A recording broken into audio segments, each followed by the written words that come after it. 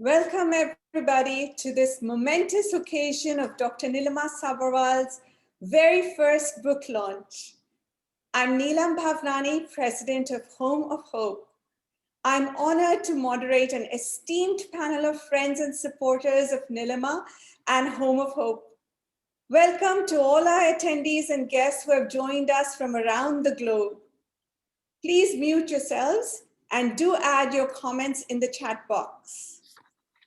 Our guest of honor, Ms. Shabana Azmi, is an illustrious international multiple award winner who wears many badges: actor, activist, poet, and philanthropist. Nilima's childhood friend, Suniti Dhinsa, is the retired Vice President of Air India and a founding member of India HOH, a subsidiary of US HOH. She was the igniter of Nilima's Enroute endeavor. Mrinalini Patwardhan Mehra is the talented biographer and writer of fiction who conversationalized Nilima's stories. She is the yin to Nilima's yang. Poonam Malhotra, publisher of Enroute and proprietor of Full Circle Publishing House, has joined us from New Delhi, India. Dr. Nilima Sabharwal, daughter, wife, mother, and above all, giver to hope of over 100,000 destitute children, has shared her personal and spiritual journey with you all. So without much ado, it is my honor and pleasure to unveil and officially launch the biography of Nilima and Home of Hope. Enroute, a soul journey, the founding of Home of Hope. Over to you, Nilima. Well, welcome all of you. Thank you, all of you that have zoomed in today Enroute your very busy day, morning or night, wherever you are, India, London, San Francisco, whatever ST you are, PST, IST, GMT. Thank you. I welcome all of you. A few words about Enroute. As you can see, I'm wearing the same outfit so that you can recognize me. Enroute is a journey of a soul. My soul, whose destination is unknown. Well, you can see I'm still here and I still have and I'm still en route and I have no clue where I'm going. But what I do know is that en route this journey, a non-profit charity that helps disadvantaged children happened. The name of this charity is HOME, is HOH, which is an abbreviation for Home of Hope. This charity, HOH, happened. It is here and it is now. Now, HOH feels like a train ride, a train journey, where many passengers boarded the train, some disembarked in their destinations. The train got longer, lengthened by the creation of new compartments. The power to this HOH train, I truly believe, is a steam engine that never runs out of steam because of its limitless source, which is the enthusiasm, the passion, the dedication, and commitment of its passengers. This HOH train, the wheels of this steam engine has chugged and chugged for 20 plus years and has reached and helped over 100,000 children. Ironically, my favorite chapter in this book is my train ride with Shabana Azmi that we did in 2009, visiting a Mijwa village on the train named after her famous father, the legendary Indian poet Kefi Azmi, a humanitarian and social change advocate who dedicated his entire life energy into uplifting his birthplace village Mijwa and the neighboring villages. That train is symbolic.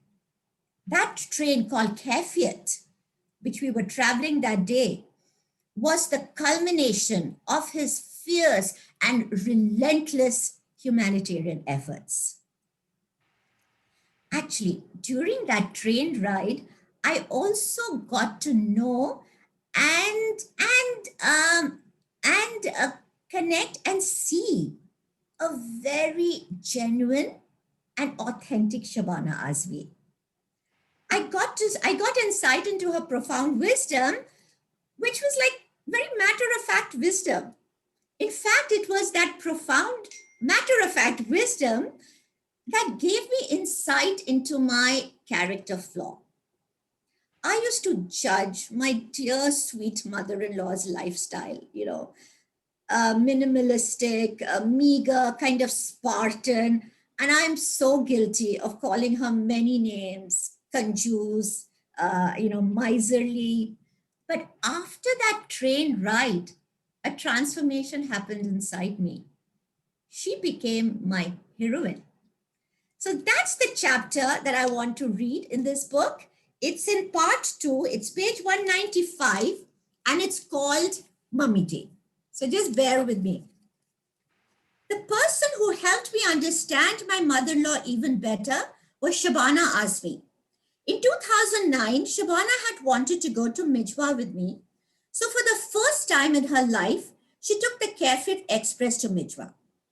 The story goes that Carefield Express to Mijwa, the story goes that Kefi Azmi fought with the government to have a train from Mijwa. By fought, I meant he sat in the middle of the railway track demanding a train from Mijwa. So today, amazingly, and thanks to his efforts, a super fast train stops at Mijwa station. That was a great day for them, and the train was called the Carefield Express after Kefi Azmi. Shabana was to arrive in Delhi by the morning flight, and we were to take the train in the evening. So she wanted to spend the day at home with me in Patel Nagar. I thought, oh my God, no, I can't let her see Patel Nagar.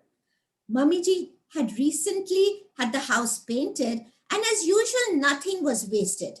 She had kept the empty paint buckets. One was being used as a table, another served as a seat. The more I thought about it, there was no way I was going to let Shabana come and see that. I called Suniti.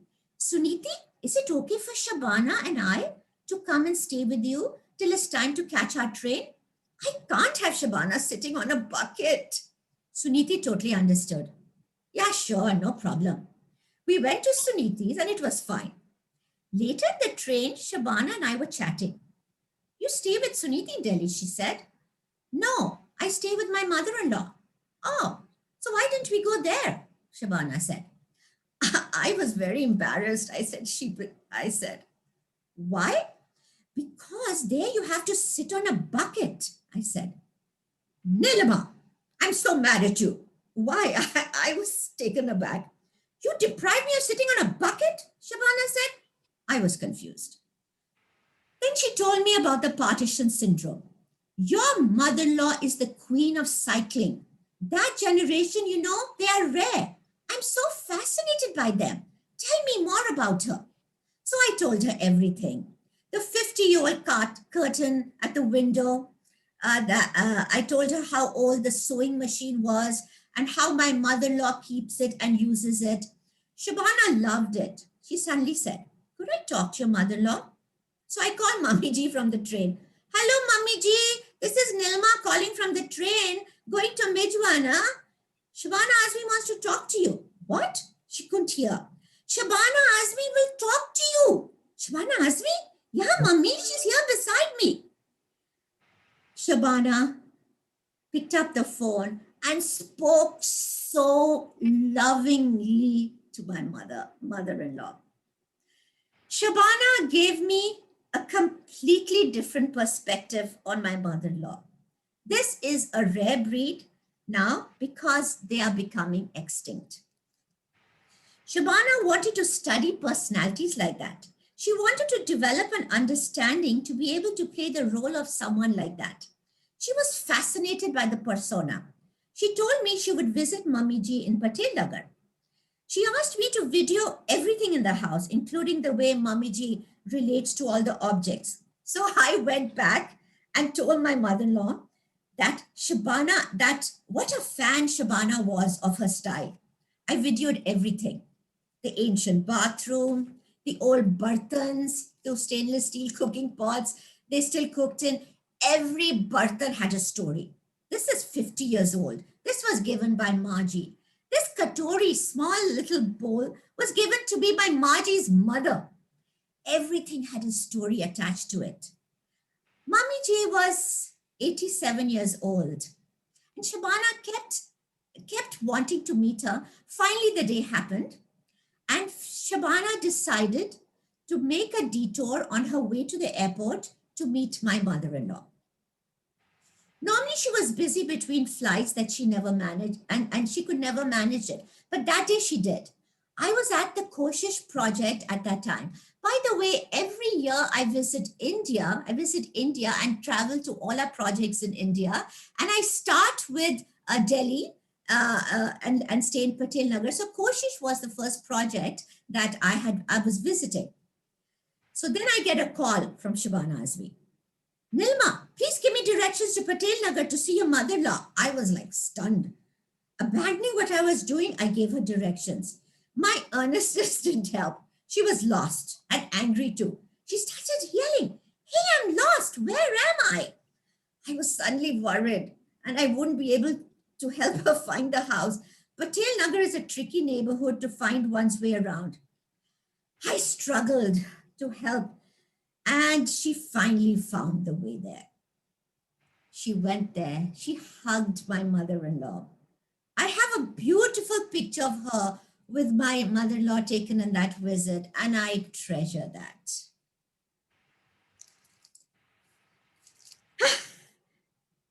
That is the book. And Shabana, do you remember that train ride? Our co-passenger, he was in shell shock and we were so hungry, we just inhaled all his food. I turn the platform to you now. My God, I'll never forget that train ride at all, because I was catching a train after so long, and for me it was so emotional because it was named after my father.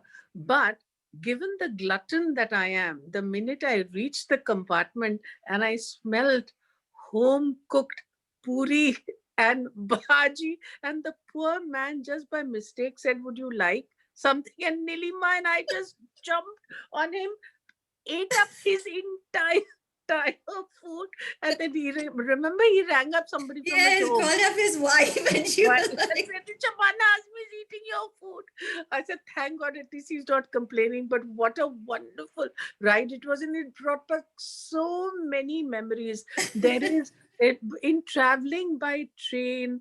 These are the things that you miss now. You know, when you this used to travel drinking by tea from the kulhar also. from the Kulhad, and traveling by third class, and you sort of make a family of the people who are in that train with you. And I remember so clearly this conversation that you have talked about in your book about how I really thought Mummy Ji was the original cyclist, and how I was fascinated by that person. I'm so glad that I got to meet her. I still have that tape. Someday I'm going to use it. Okay, one day we'll see that in a movie. Yes, yes, yes.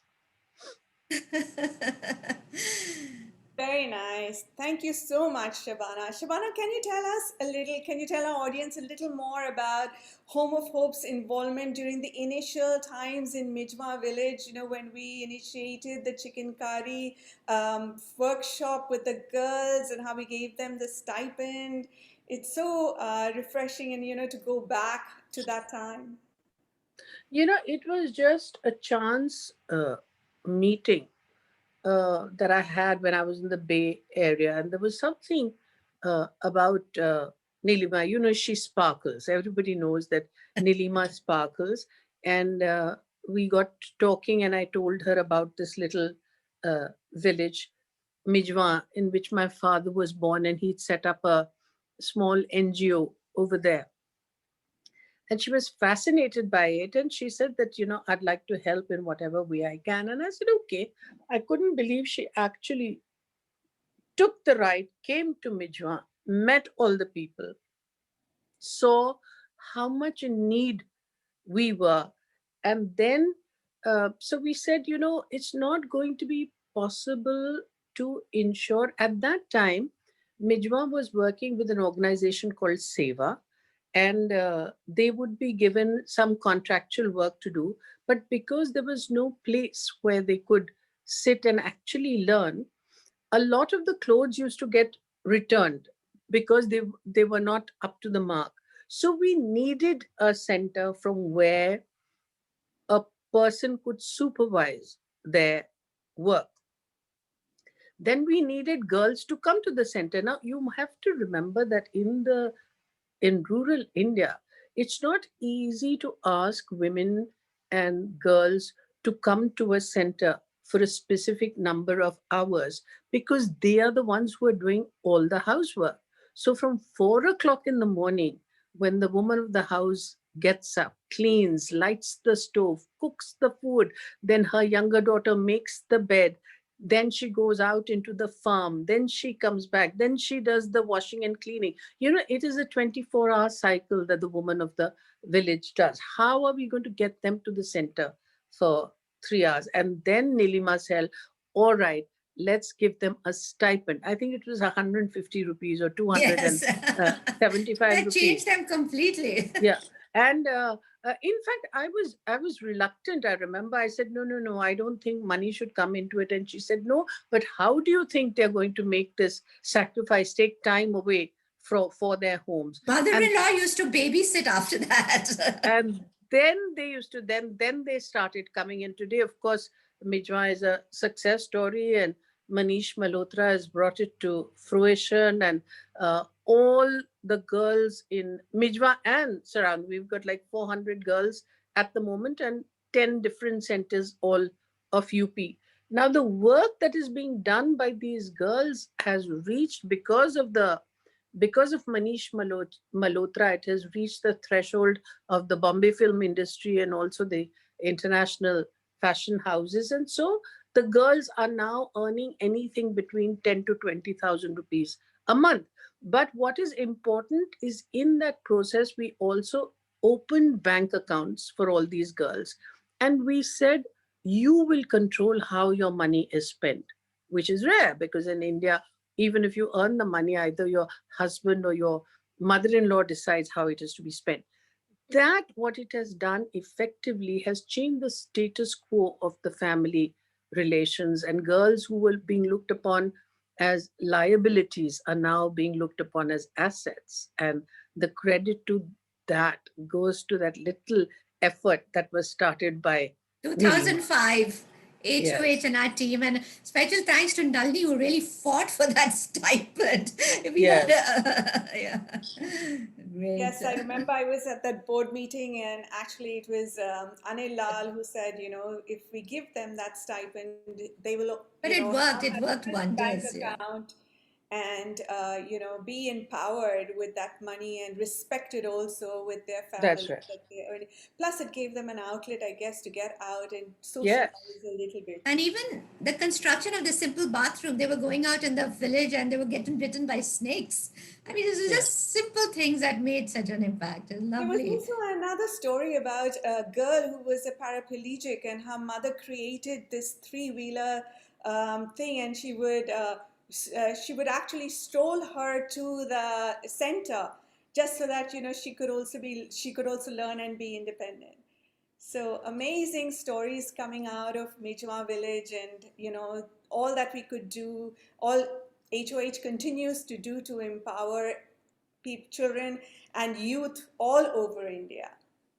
Great. Thank Also you. to add that today, thanks Rachel, we have the sports program where those same girls who couldn't even speak today, now they are swinging a racket and wearing shorts and playing badminton. No, It's been a and that beautiful that journey. that I must say, I am really so inspired by Gurbaz, because it was Gurbaz and this Neeti, little Gurbaz who had come. I think he was all of 14, and it was the first time 30. that he was stepping into this village, and he took to it like a fish takes to water. I couldn't believe it, and he is determined. And now we have this fancy badminton court, and covered badminton court, and everybody, all the girls are now doing yoga and they're into badminton. And that, to my brother, actually, that is the most important thing that has happened, Yes. because sports gives um, the youth a sense of empowerment, that which is completely separate from saying, all right, you earn money for this. It just gives them also joy, and I'm so proud of it. And Neeti Sandhu has been Oh, so yes. supportive, so Yes, supportive. Neeti. Neeti is just Neeti, really, wonderful. absolutely, she's been just absolutely amazing. And so, really, for us, Home of Hope is family, And and I want also, to thank yeah. this.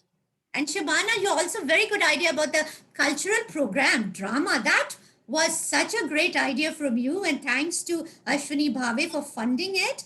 You see the transformation in these girls. Yes, and uh, it's nice to remember here that these girls had never left Mijwa, but because of this training program that they were getting in theater, they went to Jaipur for an interstate competition, and they got the first prize for it. And imagine, these were girls who had never moved out of the city, and never moved out of the village. And then she came back, and she asked for an assembly, got all the teachers, got the principal, and said, this is not just a prize, it's my passport to freedom. Because on the basis of this, I can prove to my mother that I am somebody who has desires and can achieve it. And so I will not get married before the age of 18. And she made the entire school take a pledge that if any girl is being pressured into marriage before the age of 18, we will go out and hold a demonstration outside their door. And so, look, this is what has happened. Now there is not a single case of child marriage in and around Mijma. And earlier girls used to come at the age of 12, they already had sindoor in their mouth, etc. And just look at what has happened. So I feel very proud of it, because it's a replicable and a scalable project. And you enter at one point, and then it just expands. wonderful. Thank you so much, Shabana. Thank you That so was much. Really really taking me down memory lane. Lovely. great. Now it's Mrinalini, the author of the book. Please share with us your perspective and experience in transcribing Nilima's soul bearing, raw life stories and experiences. And you've given it absolute complete authenticity. It almost feels like she's jumping out of the pages and talking. Please share your opinion and your perspective. Thank you, Neelam. Yeah, so I met Nilima through my friend Suniti. This was in 2017 when, of course, I had not heard of Home of Hope at the time, but because of Suniti, Home of Hope happened to be at that time Home of Hope Foundation in its nascent stage, and Suniti was organizing a slideshow, I remember, at her house, and she was very keen that I come to that slideshow, and I think she really wanted me to meet Nilima. I'll come to why. And I mean, obviously, and Nilima was visiting from San Francisco, and I was in the middle of, two proposed new biographies. And Suniti was saying, we really need to write the story of my childhood friend Nilima, and you'll just love her. And she is somebody who's, from childhood I found her almost tiring, the way she just keeps giving and feeling sorry for this and feeling compassionate about that. And it's all turned into this thing. Just come home and just take a look at this, and you'll meet Nilima also. Please come. And of course, I was very happy to be there, and I went there, and I teared up at the end of that slideshow, and then met Nilima. And Nilima and I kind of hit it off immediately. And um, I know I was immediately struck by a strange sort of otherworldly quality. She was different, and I couldn't put my finger on it then, but I would call it, she looked like somebody who doesn't need anything. Sort of there was this abundance and sort of a gratitude in her. And it also had a form of kind of being free, because for example, here was Suniti saying we must write your story, and you're going, this is going to be the story of the founder of Home of Hope. It needs to be archived, it needs to be told. And Nilima was not interested in it at all. She was not wanting it to be written. She said there's nothing to write, um, and sort of free and playful about it. And I was fascinated by that otherworldly side of her. And everybody's life, after all, is a novel. It's just a matter of finding that secret ingredient that makes that person's life a novel. And Nilima's secret ingredient, I realized as time passed, is in two words. It's spiritual focus. And that explains that sensation I had about her, and that otherworldly feeling I got. And that's how I saw her then, and that's how I see her now. And I've tried to write that book because of this special quality in her, in very much in her voice, which is profound, very profound, but is hidden under a playful sort of, she's a set of opposites, profound and playful. I'll come to that. And um, they say that God does not call the qualified, he qualifies who he calls. And so, from her very early years, you see that uh, he has qualified her. First of all, with gratitude and a feeling of, I have already too much, and why are other people suffering? And many people have a lot of things, but I don't know how many of them actually feel this kind of a natural gratitude, and wanting to give as a result of that gratitude. And so you see from her early years already, she's on to something, she's seeking, she's questioning, she's observing. And she sort of, I look at her as a, she's been qualified with these sets of opposites. For example, there she is on the one side, completely comfortable and really celebratory about, say, glamour or style or beauty, very comfortable in the world of privilege, which she has been granted, and at the same time, very comfortable with the underprivileged, with the disadvantaged. In fact, she's feels their suffering. She's one with them. Not only she's one with them, she kind of becomes them. She feels what it's like to be deprived. And unlike some of us who might abandon such people after feeling for them, she doesn't. So she's this great, I feel it gives her that quality of being a bridge between those who have and those who need to be supported, So, those opposites work, qualify her. Then there's the other set of opposites about her, which is, on the one hand, and Home of Hope, according to me, is a sort of organic outcropping of Nilima, that giving and plenitude wala giving. She's promoting Home of Hope and persuading people and presenting and passionate about that work. And on the other hand, she has a very poorly developed muscle or bone for another P, which is personal gain. She has a very poor sense of personal gain because she's already too grateful. She's already wondering why she has so much. I mean, who is like that? Not so many human beings.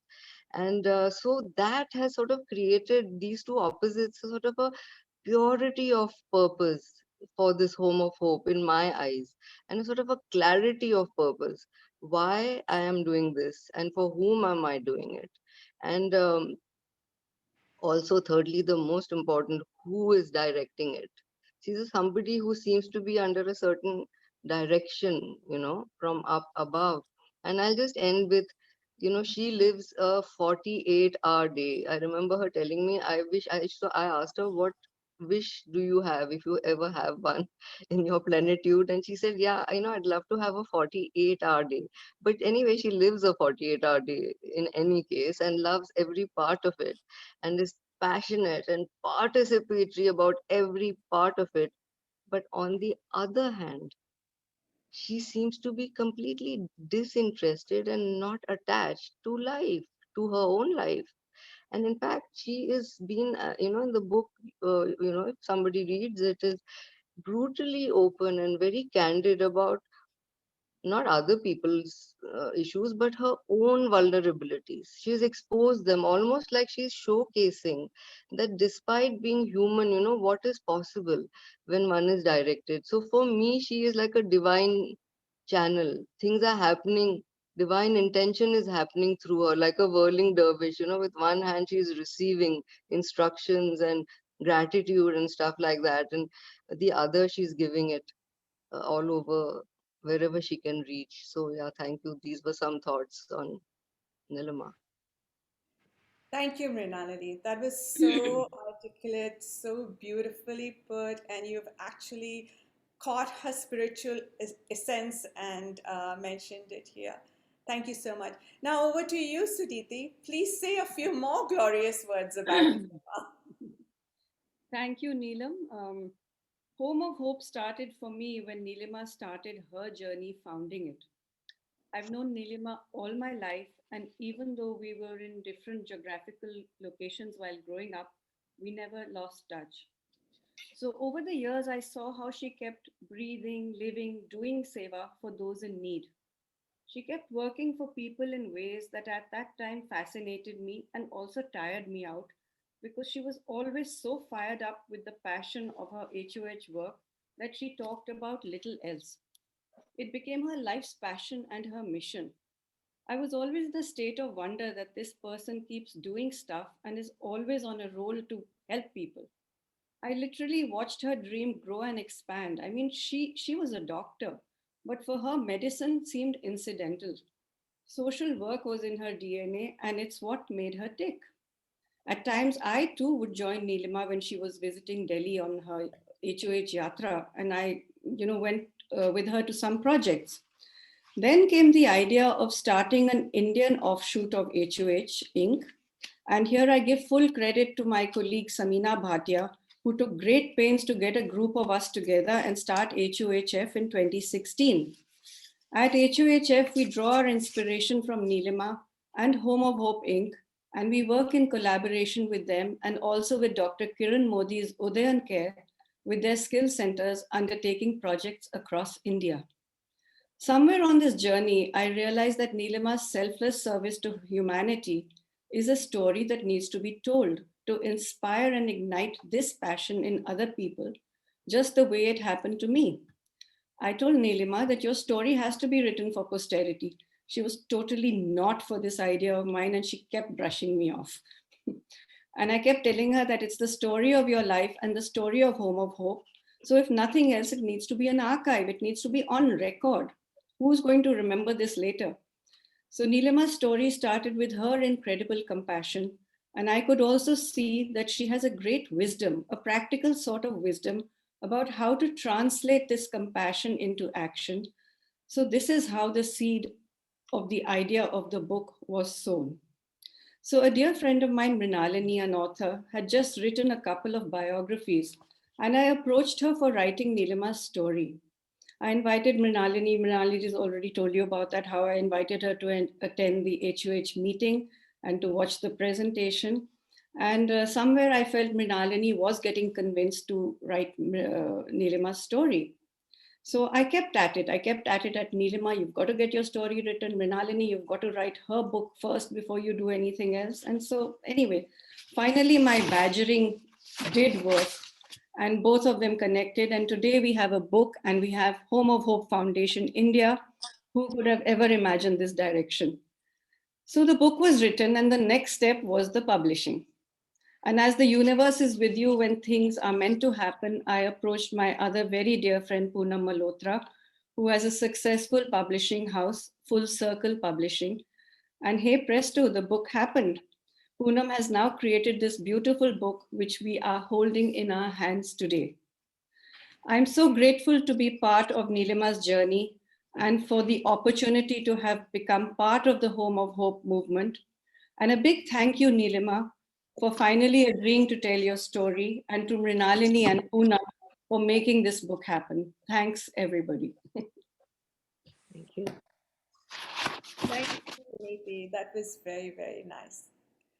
Um, thank you all, dear panelists and guests, for attending.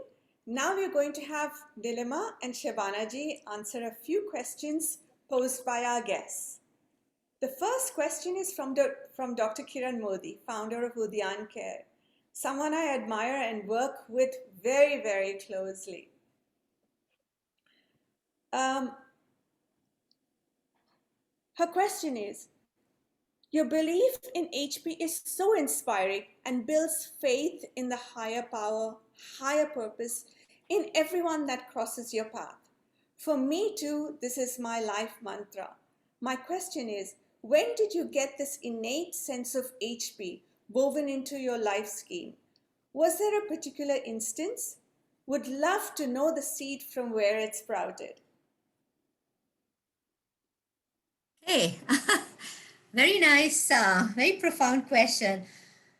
I can go back to as far as I can remember my childhood. Maybe I was 5 years old. I had, I felt a presence of something larger than myself. I felt that I was this little e within a larger, vaster existence.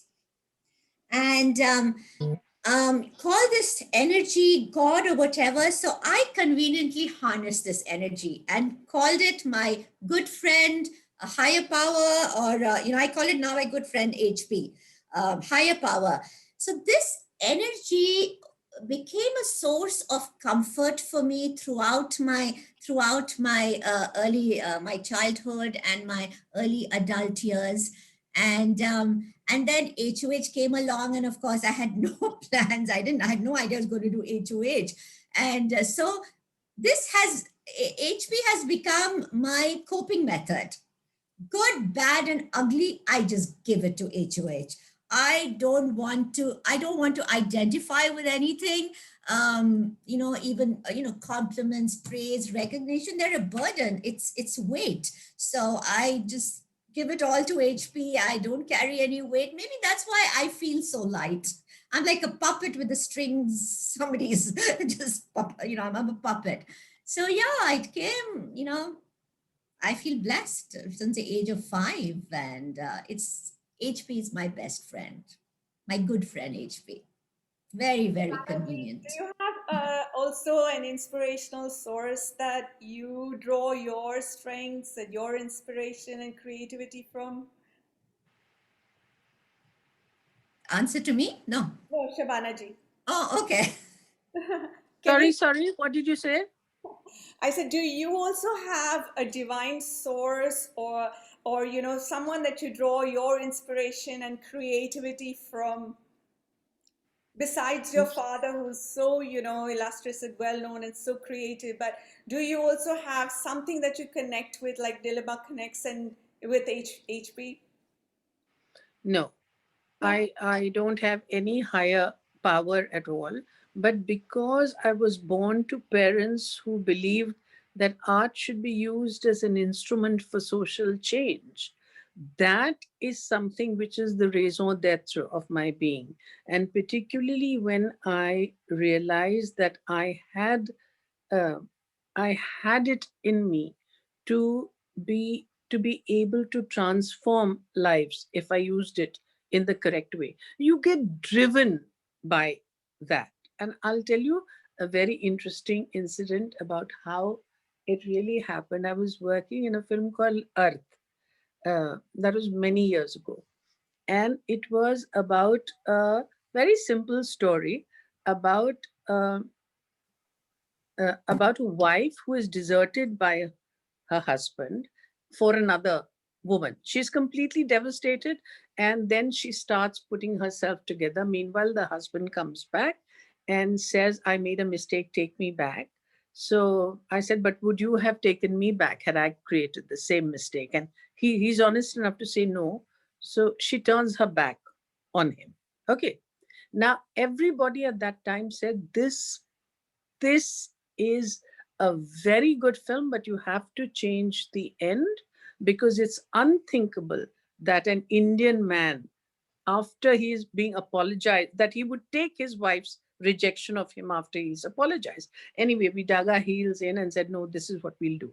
Suddenly, what happened is after that film, not only it became a very big success, but I had hordes of women walk into my house, not as fans to star, but in sisterhood, expecting me to resolve all their marital problems.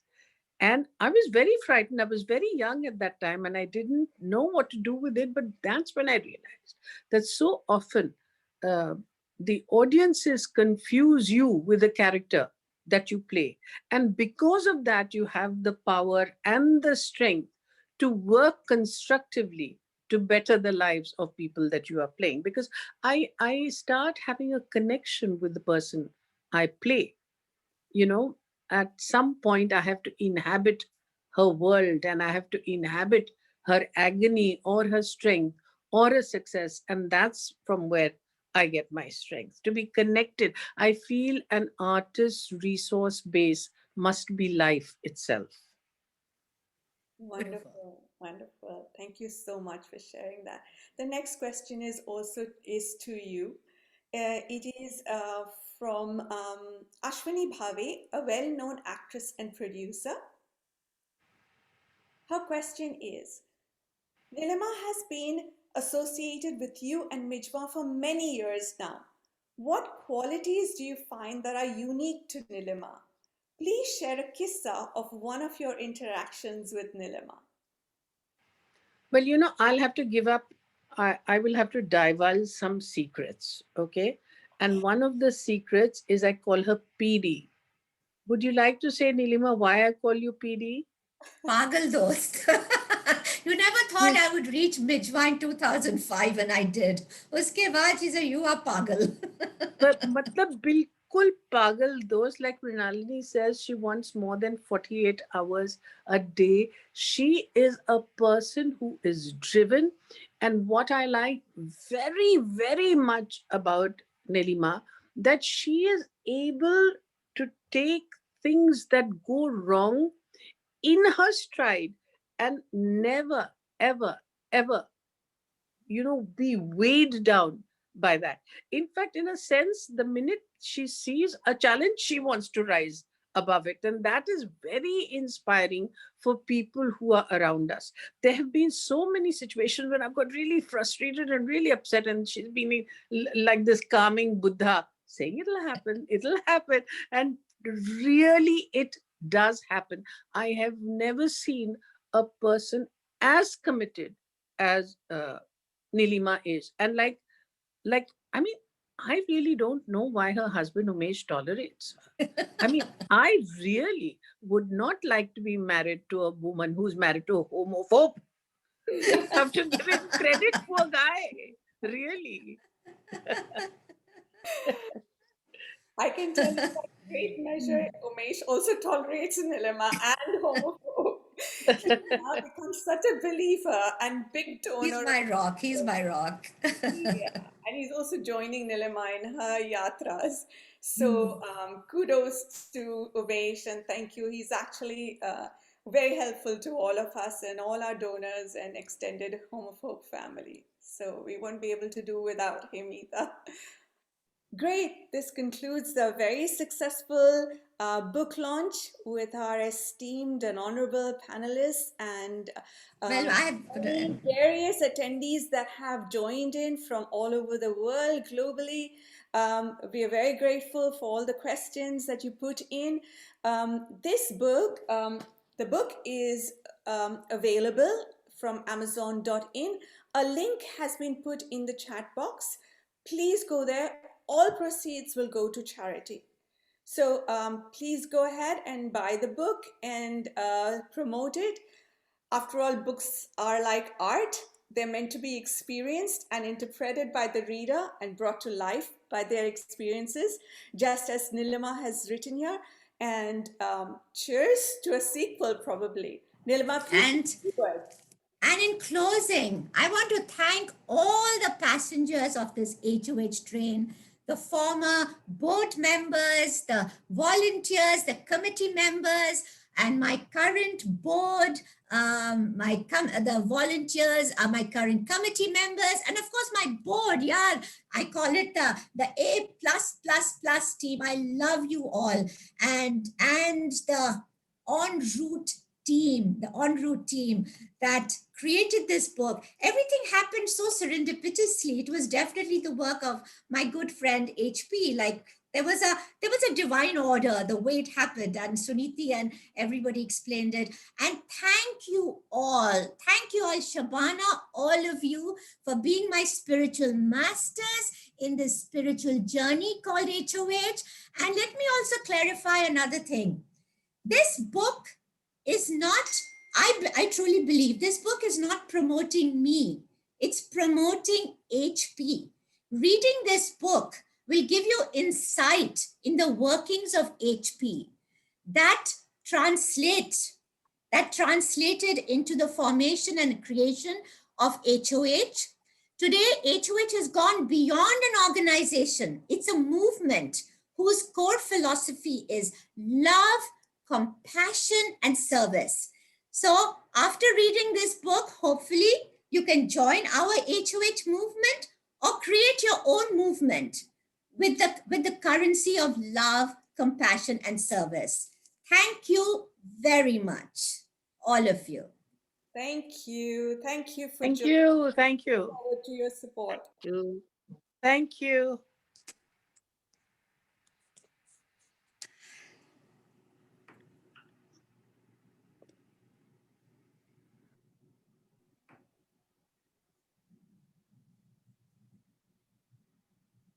Thank you, everybody. It was a great Thank session. you. Thank you. Thank you, Thank you. Neelam. Thank Thank you.